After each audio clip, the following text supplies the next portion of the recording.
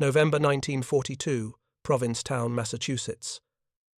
A United States Coast Guard patrol craft sat stranded on a sandbar, waves hammering its hull as 60-knot winds howled across the Atlantic. 7 men clung to the listing vessel as conventional rescue boats struggled and failed to reach them through the chaos. Standing on shore, senior Army officers watched with folded arms and skeptical expressions. They had come to witness a demonstration of what they considered an absurd contraption, a truck that claimed it could swim. The vehicle looked ridiculous. It resembled a bathtub mounted on wheels with a boat hull welded around a conventional truck chassis. The cab sat exposed to the elements. The whole design seemed to violate every principle of proper military engineering. These officers had already rejected the proposal once. They saw no reason to change their minds. Then the prototype DUKW rolled into the surf. It drove directly into waves that had stopped every other rescue attempt. If you're enjoying this deep dive into the story, hit the subscribe button and let us know in the comments from where in the world you are watching from today. The ungainly machine ploughed through water that would have swamped lesser vessels, reached the stranded Coast Guardsmen, loaded all 7 men aboard, and delivered them safely to shore. The officers stopped laughing. Within weeks, contracts were signed for mass production. Within 2 years, German soldiers would watch thousands of these floating trucks cross beaches. They had considered impenetrable, wade rivers they believed were barriers, and deliver a logistical avalanche that no defense could withstand. But in 1942, as the first DUKWs rolled off assembly lines in Pontiac, Michigan, German intelligence officers examining early reports dismissed them with contempt. The Americans, they noted in classified assessments, were wasting resources on hybrid vehicles that combined the worst aspects of both trucks and boats. Proper military doctrine, German analysts argued, required specialized equipment for specialized tasks. Boats for water, trucks for land. Attempting to merge both functions into a single vehicle would inevitably produce something inferior at everything. The German army had no equivalent. They relied on conventional landing craft for amphibious operations and separate truck fleets for inland logistics. This approach seemed logical and proven. Why complicate matters with experimental hybrid designs? The first production DUKWs completed testing in March 1943. They were designated using General Motors' internal coding system. D indicated the design year, 1942. U meant utility amphibious. K signified all-wheel drive. W indicated dual rear axles. American soldiers immediately shortened this to DUK, and the name stuck. The vehicle measured 31 feet long, 8 feet wide, and nearly 9 feet tall with its canvas top raised. It weighed 6.5 tons empty. Power came from a GMC straight-six engine displacing 270 cubic inches, producing 94 horsepower. This drove all 6 wheels on land through a 5-speed transmission and a single 3-bladed propeller in water through a modified transfer case. On roads, the DUKW could reach 50 miles per hour. In water, it managed 6 knots. Ground clearance of 8 inches allowed it to traverse rough terrain. The hollow, airtight hull provided buoyancy. The cargo bed could carry 25 soldiers with equipment, or a 105mm howitzer, or 5,000 pounds of general supplies. Most remarkably, the driver could adjust tire pressure from inside the cab using a centralized inflation system. This was revolutionary. Fully inflated tires provided hard surface performance on roads. Partially deflated tires increased traction on soft sand. The driver could optimize for conditions without stopping. The DUKW incorporated another innovation that would prove tactically crucial. Unlike landing craft that offloaded cargo onto beaches where it then required separate vehicles for transport inland, the DUKW eliminated this step entirely. It loaded supplies directly from transport ships offshore, swam to shore, drove up the beach, and delivered cargo to forward dumps miles inland. Then it returned to the ships for another load. This seamless ship-to-supply dump capability would revolutionize amphibious logistics. But German planners in early 1943 saw only a peculiar American experiment. When intelligence reports mentioned the new amphibious trucks, Wehrmacht analysts filed them alongside other examples of wasteful American industrial excess. The United States, they concluded, had so much productive capacity that they could afford to build toys. Production ramped up rapidly through spring 1943. Yellow Truck and Coach Manufacturing Company in Pontiac assembled the vehicles using components from suppliers across 32 states. The standardization was total. Every DUKW used identical parts. A carburetor built in Wisconsin would fit any vehicle assembled in Michigan. Transmissions from one factory worked interchangeably with axles from another. This parts commonality meant field maintenance could draw from universal supply stocks rather than requiring manufacturer-specific components. A mechanic could cannibalize parts from any damaged DUKW to repair another. The strategic advantage was enormous, though German logistics officers studying American methods in 1943 did not yet grasp its implications. By June 1943, approximately 1,000 DUKWs had been manufactured. The first combat deployment was imminent. Operation Husky, the invasion of Sicily, would provide the vehicle's battlefield debut.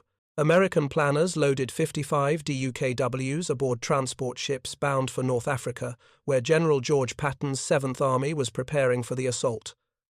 Patton had initially been skeptical of the DUKWs, but after observing tests in which the vehicles effortlessly traversed beaches that stopped conventional trucks, he requested as many as he could get.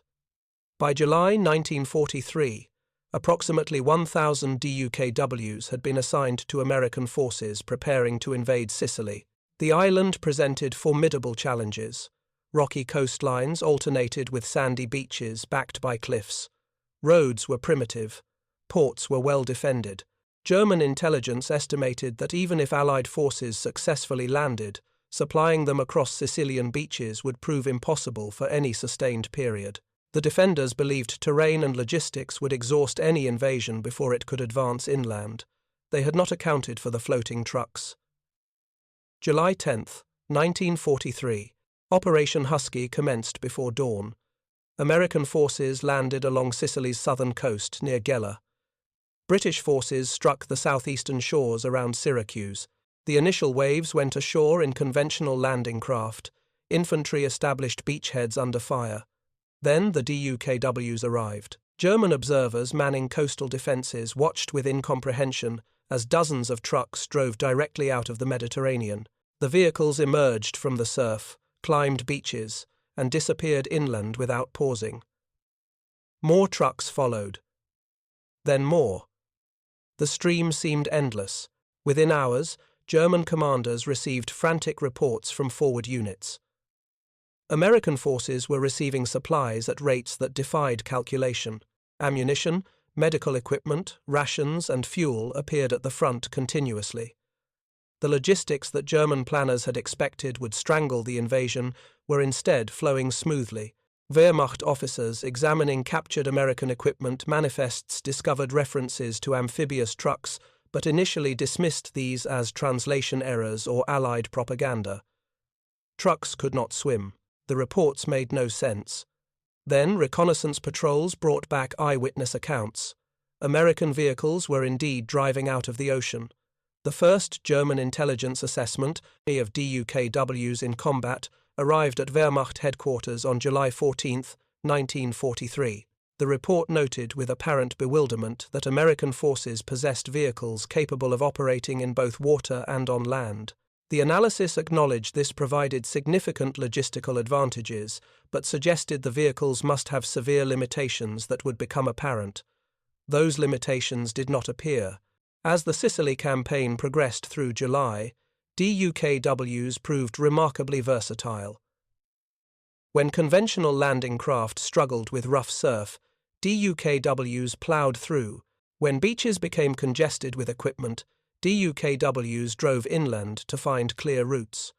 When roads proved too narrow for large trucks, DUKWs used their all-wheel drive to traverse adjacent fields.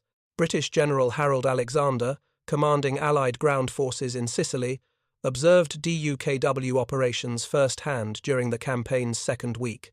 He later reported that the vehicles had revolutionized beach maintenance. The traditional bottleneck of unloading supplies from ships to landing, craft to beaches to trucks had been eliminated.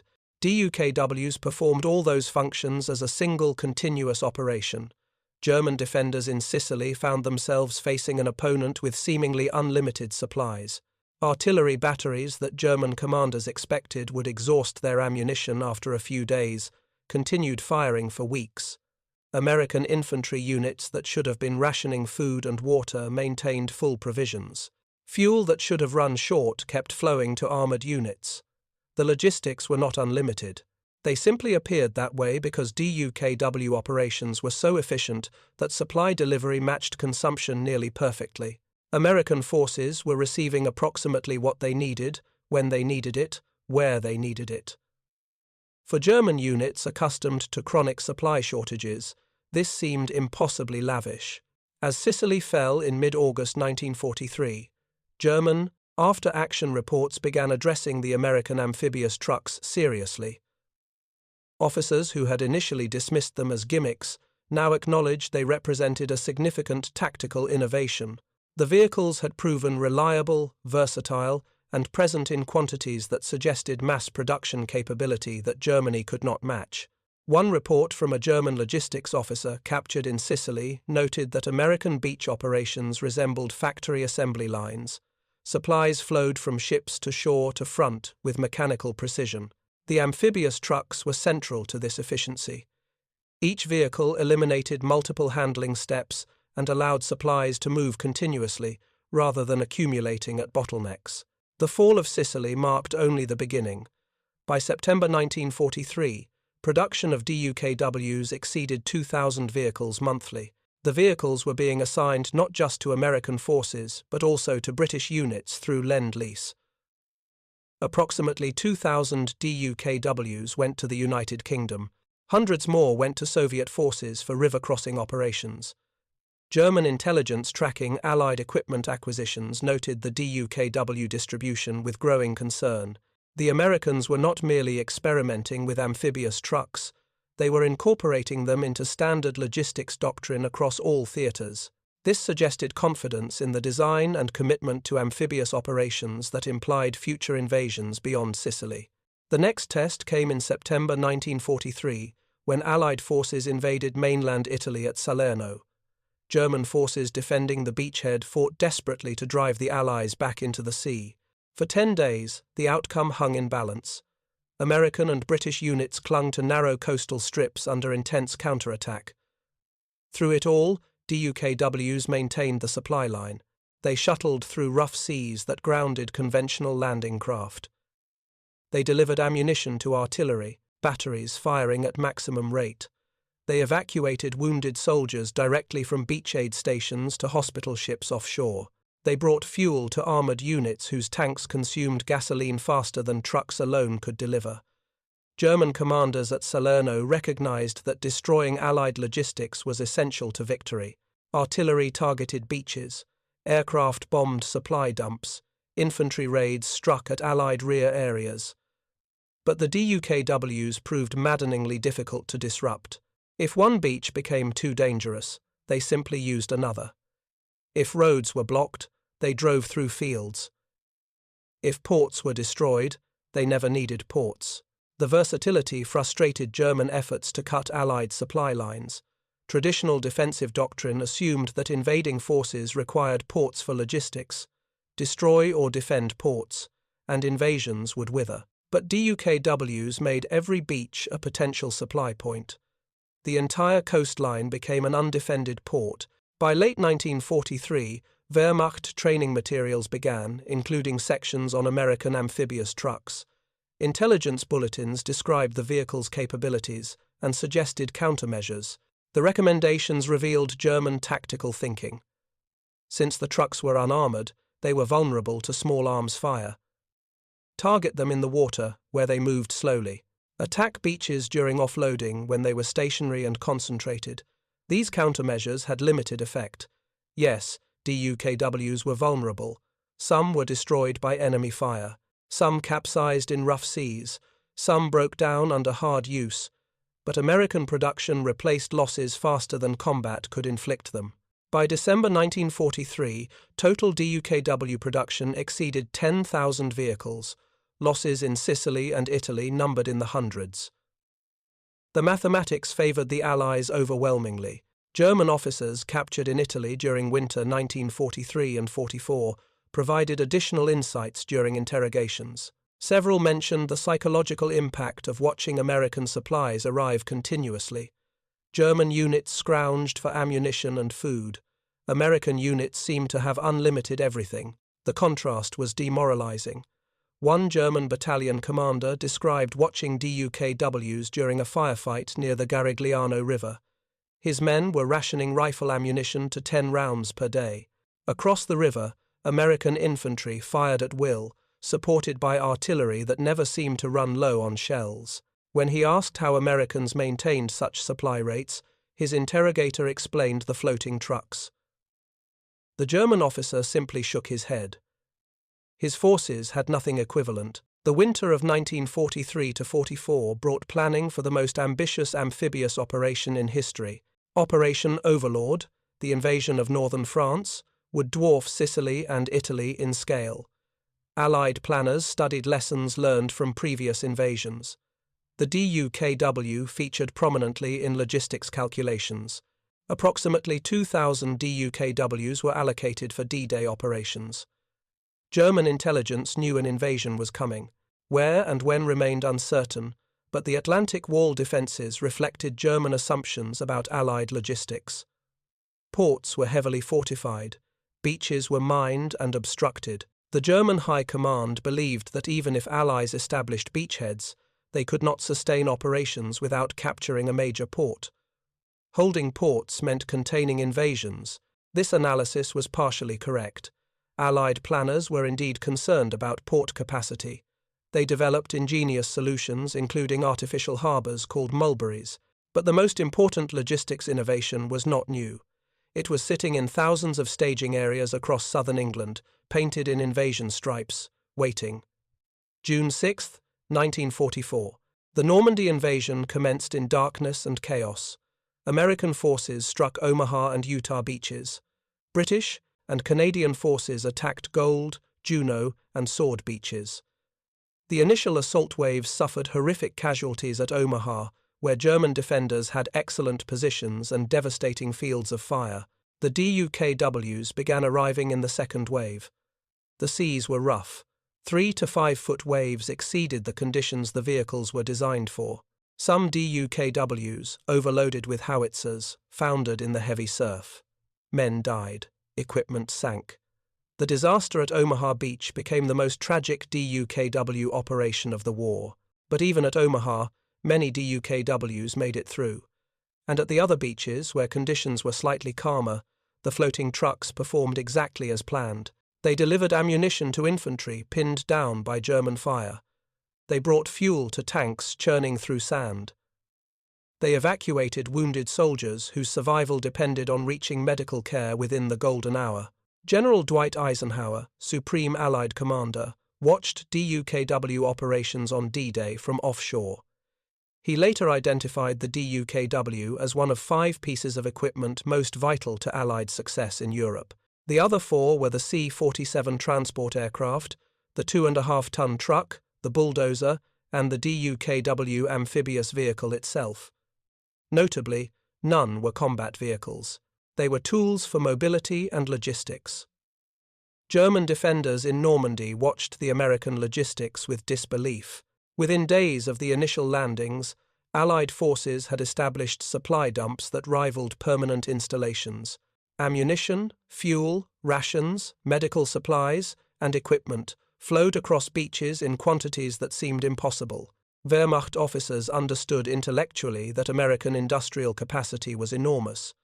But seeing the practical manifestation of that capacity was different from reading statistics. Thousands of vehicles driving out of the ocean, each carrying tons of supplies, hammered home a reality that Germany could not match. The DUKW's ability to adapt to conditions proved crucial in Normandy's chaotic environment. When the artificial Mulberry Harbour at Omaha Beach was destroyed by a storm on June 19th, logistics officers feared disaster. Without the harbour, How would supplies reach shore? The DUKWs simply continued operating from conventional ships. The storm that destroyed the artificial harbour barely affected DUKW operations. They were designed for rough seas. From June through August 1944, DUKWs operating in Normandy delivered approximately 40% of all supplies that reached Allied forces. The statistic is staggering. 2,000 amphibious trucks delivered nearly half of everything that sustained 1 million Allied soldiers. If you find this story engaging, please take a moment to subscribe and enable notifications. It helps us continue producing in-depth content like this. The efficiency was unprecedented. German forces defending Normandy compiled detailed reports on Allied logistics for Wehrmacht headquarters. These reports repeatedly mentioned the amphibious trucks as a critical capability that German forces could not counter. Destroying individual vehicles accomplished nothing. Hundreds more continued operating. Targeting beaches dispersed DUKW operations to alternate locations. Bombing supply ships offshore simply meant DUKWs swam to different ships. The vehicles seemed omnipresent. German reconnaissance patrols reported seeing them everywhere. On beaches, in rivers, crossing flooded fields that German vehicles could not traverse. The all-wheel drive and variable tire pressure meant DUKWs operated in Normandy's notoriously muddy conditions that stopped conventional trucks. One German report from July 1944 noted that American forces had essentially eliminated the beach logistics bottleneck that had always constrained amphibious operations. Traditional invasions required establishing secure beach areas where supplies could be unloaded, sorted, and reloaded onto inland transport. This process created vulnerability. Allied forces in Normandy simply drove supplies from ships to frontline dumps without intermediate handling. As Allied forces broke out of Normandy in August and raced across France, the DUKW's role evolved. They had proven themselves in amphibious assaults. Now they demonstrated equal value in river crossing operations. France's rivers, blown bridges, and destroyed infrastructure should have slowed the Allied advance. DUKWs simply drove into rivers and swam across. The Seine River crossing in August 1944 showcased this versatility. German forces had destroyed every bridge. They expected the river to provide a temporary barrier while they established defensive positions. American engineers arrived at the Seine accompanied by DUKW companies. Within hours, supplies were flowing across the river using the amphibious trucks, while engineers constructed pontoon bridges for heavy equipment. German defenders watching from the eastern bank reported that American logistics seemed immune to terrain.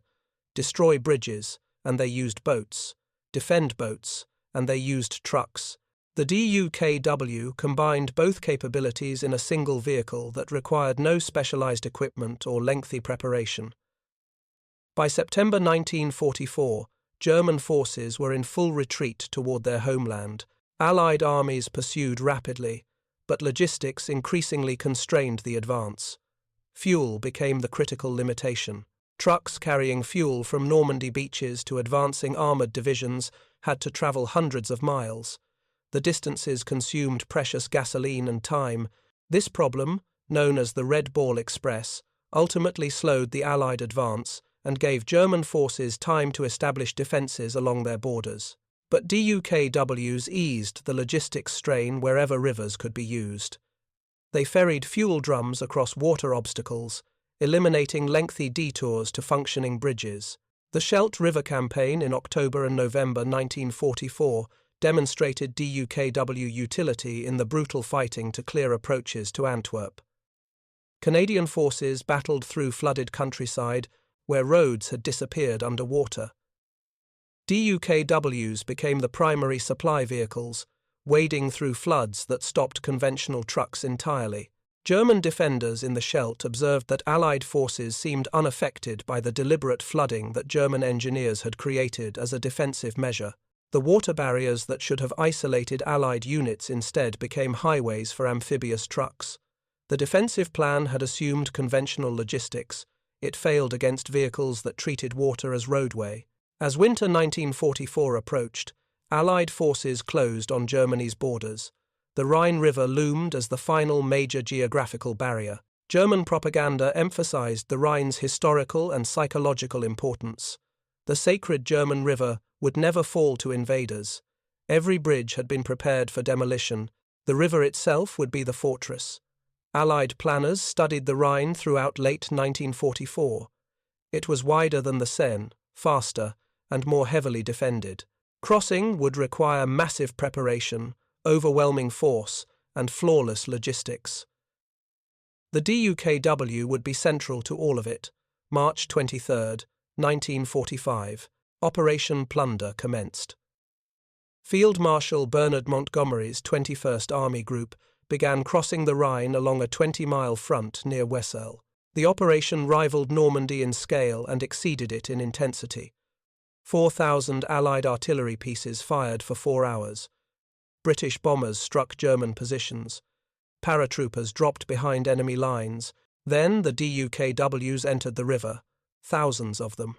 They carried infantry across the Rhine while under fire.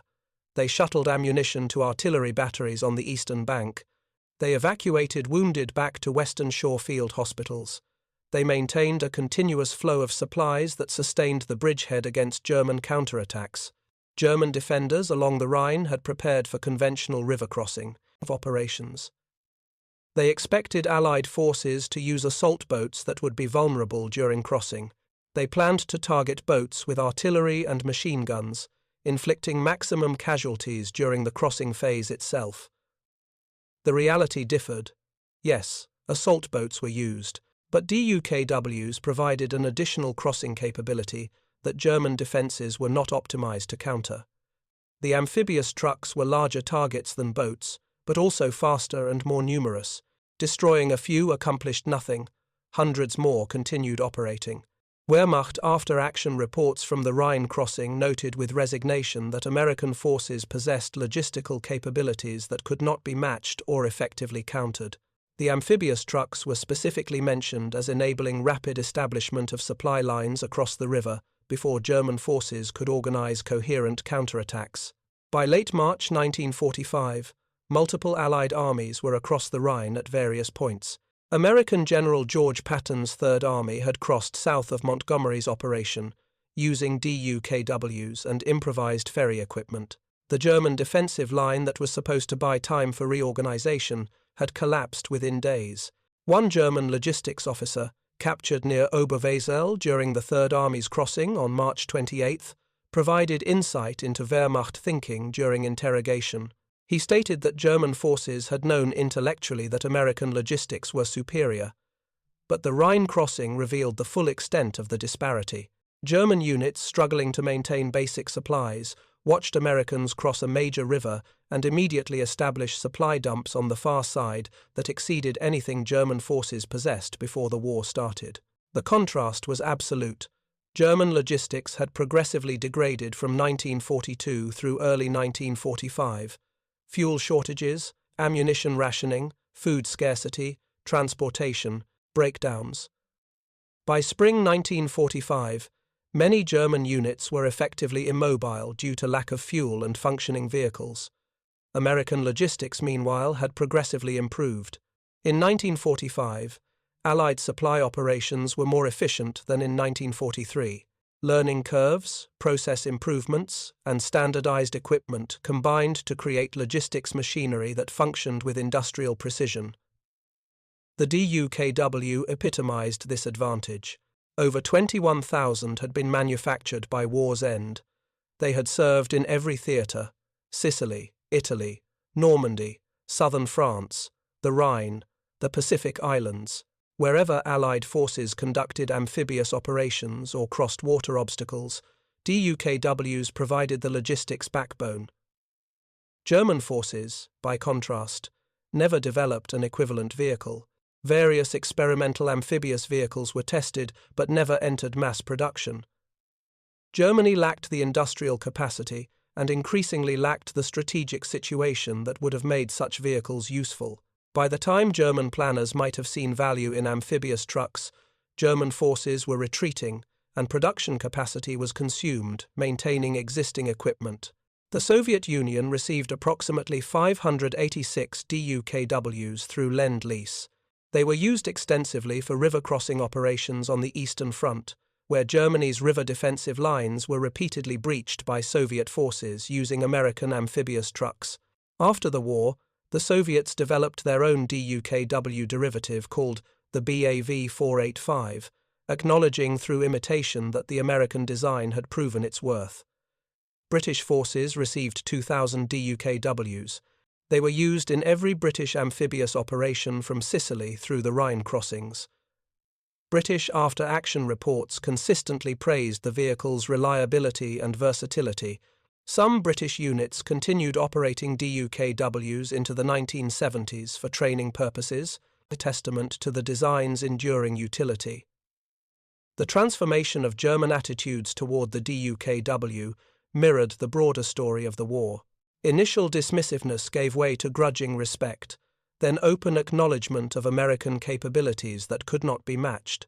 The floating truck that seemed ridiculous in 1942 had become by 1945 a symbol of American industrial and organizational superiority. German officers interrogated after the war frequently cited logistics as a critical factor in Allied success. When pressed for specific examples, many mentioned the amphibious trucks. The vehicles represented everything Germany lacked: mass production capability, standardized components, reliable performance, adaptability to various roles, presence in such quantities that losses were irrelevant. The DUKW's success reflected broader American military philosophy. Rather than pursuing technological perfection, American doctrine emphasized good enough equipment produced in overwhelming quantities. The DUKW was not the most sophisticated possible amphibious vehicle, but it was reliable, simple to operate and maintain, and built by the thousands. This approach created strategic advantages that sophisticated engineering alone could not achieve.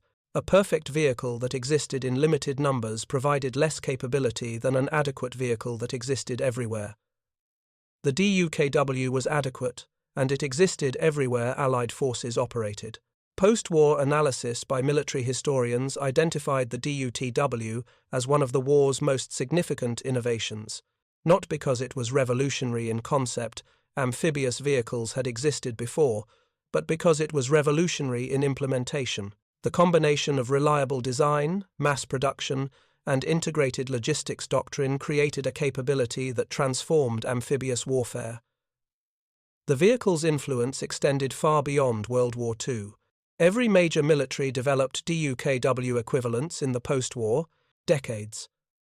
The basic concept of an amphibious truck became standard doctrine for forces expecting to conduct river crossings or amphibious operations. The American innovation became universal military practice.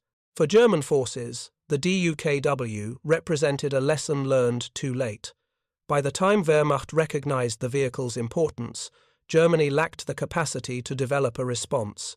The floating trucks that German intelligence had dismissed in 1942 had proven decisive by 1945. The laughter had stopped entirely. In Pontiac, Michigan, workers had built over 21,000 DUKWs in roughly 3 years. In every theater where they deployed, they revolutionized logistics. They enabled invasions. They sustained offensives. They proved that innovation, combined with industrial capacity, could overcome the most sophisticated defenses. The Rhine crossings in spring 1945 marked the DUKW's final major combat test. As Allied forces drove into Germany's heartland, the vehicles that had seemed absurd 3 years earlier were now indispensable. Every river became crossable. Every flooded area became passable. The geography that should have slowed the Allied advance became merely another logistics challenge that DUKWs solved routinely. May 1945 brought Germany's surrender. Among the countless factors that contributed to Allied victory, logistics ranked as highly as firepower or tactics, and among logistics innovations, the DUKW stood as perhaps the most visible symbol of American industrial problem-solving. It was not elegant, it was practical. It did not seek perfection, it achieved reliability. It could not do everything, but what it could do, it did supremely well. Those qualities, multiplied across 21,000 vehicles, had helped win a war. The DUKW's legacy endures. Surviving vehicles became tourist attractions in the post-war decades. The once secret military equipment now carries civilians on waterfront tours in cities worldwide. The transformation from weapon to amusement perfectly captures the American approach to warfare. Build what works, use it until victory, then repurpose it for peace. German officers who had laughed at early intelligence reports about floating trucks never saw the irony in their initial dismissal. They had assumed sophistication equaled effectiveness. The Americans had proven that sometimes simple solutions, executed brilliantly and produced abundantly, defeat complex problems more thoroughly than elegant engineering ever could. The Rhine had been the sacred German river, the barrier that would stop invasions. In March 1945, it became another river that American soldiers crossed in floating trucks, bringing with them supplies that ensured not just that they could cross, but that they could stay and advance and ultimately win. 21,000 vehicles, hundreds of thousands of crossings, millions of tons of supplies delivered. The statistics tell part of the story, but the real story lies in the transformation from mockery to respect, from dismissal to desperation, from laughter to silence. Germans had laughed at America's floating trucks, until those trucks crossed every river in Europe and delivered the logistics that won the war. The laughter had begun with certainty. German military doctrine in 1942 emphasized specialized equipment developed through rigorous engineering. Each vehicle type served a specific purpose, optimized for particular conditions. Boats for water operations, trucks for land transport. The idea of combining both functions seemed to violate fundamental design principles. When German intelligence officers first examined reports of American amphibious truck development, their analysis reflected this doctrinal bias. The proposed vehicle appeared to be neither a proper boat nor a proper truck. It would necessarily compromise both functions. The hull required for water operation would add weight and complexity that degraded land performance. The wheels and drivetrain required for land operation would create drag and vulnerability in water. The logic seemed unassailable. Hybrid designs always performed worse than specialized equipment. This was accepted engineering wisdom. The Americans, German analysts concluded, were making a predictable mistake. Their industrial excess allowed them to waste resources on experimental vehicles that proper military planning would have rejected immediately. This assessment was filed in intelligence databases, alongside similar examples of American military procurement inefficiency. The reports noted the amphibious truck project as confirmation of what German planners already believed. American forces relied on quantity over quality, throwing resources at problems rather than solving them through superior engineering. Nobody in German military intelligence in early 1943 recommended developing a similar vehicle. Why would they? The concept was fundamentally flawed.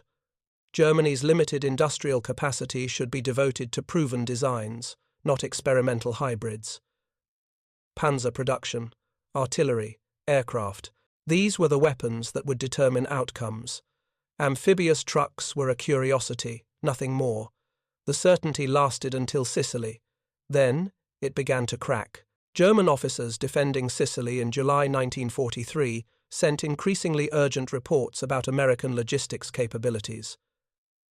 The invasion force was receiving supplies at rates that exceeded German calculations. This was initially attributed to Allied naval superiority and air cover. But captured documents and prisoner interrogations revealed another factor. The amphibious trucks were real, and they were present in large numbers. Wehrmacht intelligence officers studying the Sicily campaign updated their assessments. The American DUKW, they now acknowledged, provided genuine tactical advantages in amphibious operations. It eliminated beach congestion by driving supplies directly inland. It operated in surf conditions that grounded conventional landing craft. It required no port facilities or specialized infrastructure. These were real capabilities. But the updated assessments still contained notes of dismissal. The vehicles were lightly armored and vulnerable to small arms fire. They had limited cargo capacity compared to purpose-built landing craft. Their mechanical complexity would create maintenance challenges in prolonged operations. Given time and proper defensive preparation, German forces could develop countermeasures that would neutralize the DUKW advantage. This updated assessment reached German High Command in August 1943. It was noted and filed. No action was recommended. Germany had more pressing concerns. The Eastern Front consumed most available resources. Strategic bombing threatened industrial production. U-boat losses in the Atlantic were mounting. Amphibious trucks remained a secondary concern, an interesting tactical innovation but not a strategic threat. The certainty cracked further at Salerno. Then, it shattered at Anzio. By early 1944, German forces in Italy had encountered DUKWs repeatedly. The vehicles had proven remarkably durable and versatile. They operated in conditions that stopped German logistics entirely. They maintained supply lines across beaches subjected to artillery fire. They evacuated wounded soldiers under circumstances where conventional medical evacuation would have been impossible. German medical officers in Italy provided some of the most detailed assessments of DUKW capabilities. They observed that American wounded reached surgical care within hours of injury, often faster. The amphibious trucks could load casualties directly from beach aid stations and deliver them to hospital ships offshore. This eliminated multiple handling steps that delayed treatment and increased mortality in German medical evacuation procedures. The survival rate advantage was measurable. American wounded survived injuries that would likely have proven fatal under German evacuation timelines. This was not due to superior medical technique. German field medicine was excellent. The difference was logistics. The DUKWs delivered wounded soldiers to definitive care faster than German ambulances could navigate damaged roads to reach field hospitals. By spring 1944, Wehrmacht training bulletins included sections on American amphibious truck operations. The tone had shifted from dismissive to concerned.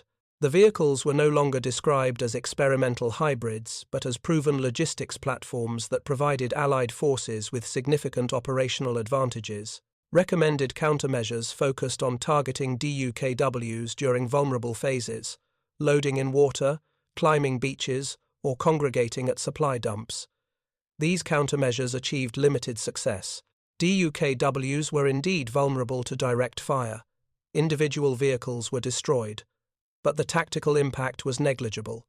American forces operated so many DUKWs that destroying a few meant nothing. The survivors simply continued operations. The mathematics of attrition favored overwhelming numbers over perfect protection. The shattering became complete at Normandy. German forces defending the Atlantic Wall had prepared for Allied logistics to follow predictable patterns. Invasion forces would require rapid capture of port facilities. Without ports, supplies would accumulate on beaches, creating congestion and vulnerability. German artillery could target these beach concentrations. German aircraft could bomb supply ships. The logistics bottleneck would constrain Allied operations and provide opportunities for counterattack. Normandy revealed how thoroughly this analysis had failed. Yes, Allied forces needed ports and worked desperately to capture them.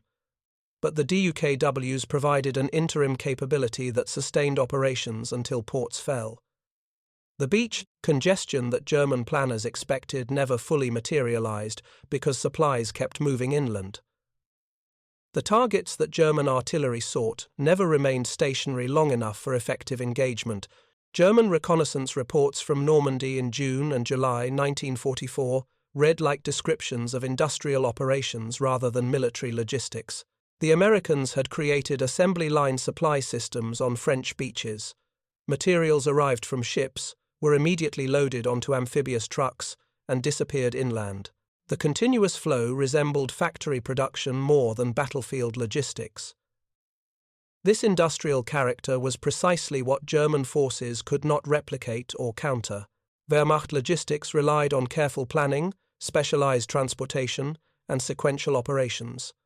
Supply dumps were established, inventoried, and distributed according to predetermined schedules. This approach worked adequately when conditions were stable but broke down under combat stress or when infrastructure was damaged. American logistics, enabled by vehicles like the DUTW, operated differently. Rather than establishing fixed supply points, Americans created continuous flow systems. Supplies moved constantly from ships to front lines without accumulating in vulnerable concentrations. If one route was blocked, DUKWs used another. If beaches were under fire, they landed elsewhere. The system adapted dynamically rather than following rigid plans. German officers, captured in Normandy during summer 1944, provided remarkably consistent testimony during interrogations. When asked about factors that contributed to German difficulties, logistics asymmetry ranked alongside Allied air superiority and firepower. American forces had supply abundance that German units could not match or even understand. The amphibious trucks were specifically mentioned as enabling this abundance by eliminating traditional logistics constraints. One German regimental commander, captured near Saint-Lô in July 1944, told his interrogators that American supply operations seemed almost supernatural. His regiment had been at quarter rations for a week. Ammunition was rationed to essential operations only. Fuel was unavailable for most vehicles. Across the line, American forces fired artillery at will, moved freely, and apparently lacked nothing. When the interrogator explained the DUKW system, the German officer asked why his own forces had nothing similar. The question revealed the gap between German engineering sophistication and American industrial pragmatism. Germany could have designed amphibious trucks. German engineers were excellent, but designing was different from manufacturing 20,000 vehicles while simultaneously fighting a multi-front war. The industrial capacity simply did not exist. By autumn 1944, the laughter had stopped entirely. German intelligence reports on Allied equipment no longer contained dismissive notes about American amphibious trucks. The assessments were clinical, almost resigned. The vehicles were described as a proven logistics platform present in enormous numbers and central to Allied operational capabilities. No effective countermeasures existed beyond destroying individual vehicles, which accomplished nothing strategic. The Rhine crossings in March 1945 represented the final act. German propaganda had emphasized the Rhine as an impenetrable barrier. The sacred river would save Germany. But when Allied forces crossed, DUKWs were among the first vehicles to reach the eastern bank. They carried infantry across under fire. They maintained supply lines before bridges were constructed. They demonstrated once more that American logistics could overcome any geographical obstacle. The transformation was complete. The floating trucks that had seemed absurd in 1942 were absolutely essential by 1945. The hybrid design that violated German engineering principles had proven superior to specialized equipment in the chaos of actual combat. The vehicle that German officers had laughed at had delivered an avalanche of supplies that buried German resistance. Thank you for watching. For more detailed historical breakdowns, check out the other videos on your screen now, and don't forget to subscribe.